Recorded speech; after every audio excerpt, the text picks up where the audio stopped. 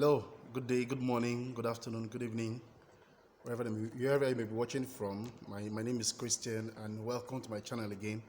First, I have to apologize for not dropping a video for this long while. I've been really busy here. Okay, something happened in my office and I think it's something that small business owners will have to know about. As a small business owner, one of the challenge I have come to discover is hiring. Hiring is so challenging for small businesses, and it's challenging because one, you're not paying so much. Most times you're paying minimum wage, or in African countries you pay even lower than minimum wage. So it's difficult to find someone who is willing to stay in that job for a long time. So for us in our office, I had to develop. We developed something like a criteria, like something that help us look for the right people that are willing to take that money and they are willing to work that job at least for a period of time. Okay, so for us, one of the things we put in place was age. Because of what we are paying, we have to find certain age. It is assumed that come on, it is assumed that when you work when you're much younger, the amount of money you need, your needs are not so much, so you can take lesser amount of money. So I use age. That's the first thing I do. I use age as a major criteria to cut out people.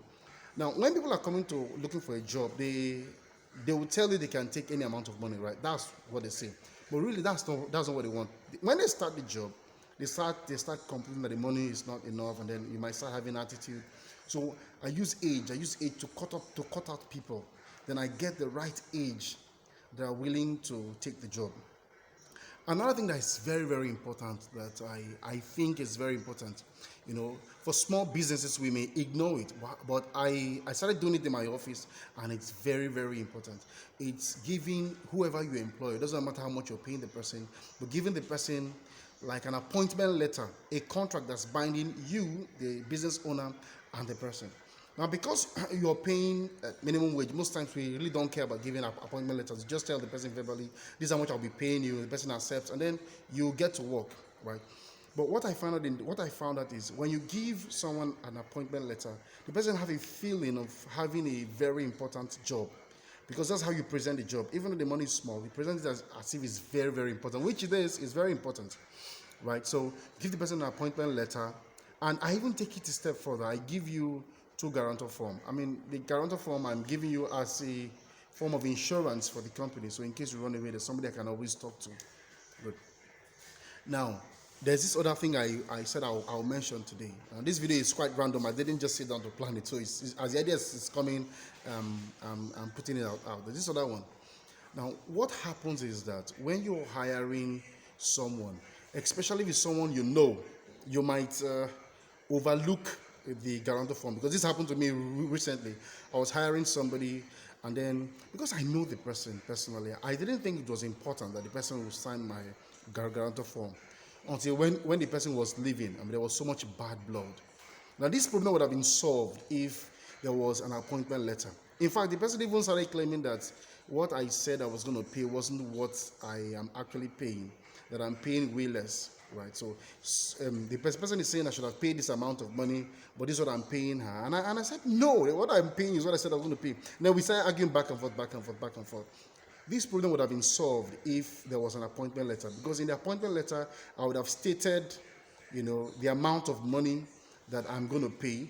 So when the person is not arguing that, no, this is not what we said you pay me, I would have said, refer to your appointment letter. That would have solved the problem. And usually when people sign my appointment, when I give out an appointment letter, I ask you to sign to acknowledge you've received it. So you signed on the original copy and you keep it, and then I will collect a photocopy of that material, of that document, and I also file it. So that in the future, when there's challenge, I can always bring it up and say, okay, see what you signed, right? And that problem will be solved.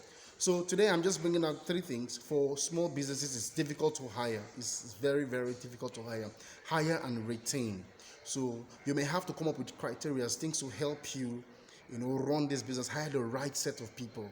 Because some persons, they know you're a small business, they are just there to scam. They are coming to take from you. So you want to be careful who you're hiring by setting up criteria. For me, I use age is one thing. I want to make sure that you don't have so much responsibilities, so that you won't you might not start considering taking my money, because and you may not start asking for increase too early when you're not making so much money. So hiring, I use age, I use responsibilities. I try to ensure that you're not carrying so much responsibilities. For instance, if you're living alone, I may not want to hire you because what I'm paying you may not be so much to afford that. So I'll look for someone who is living with his or her parents, or living with someone where he or she is not paying rent. So that has solved the problem of rent.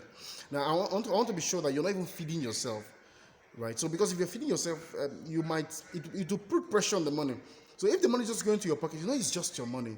So the chances are the chances are higher that you're going to be a lot more faithful to the job you're doing than someone who is paying rent and feeding herself and clothing herself or clothing himself. So I use this as some of the criteria to knock off some people. Now, when you come for the interview, I'll be asking questions that will reveal.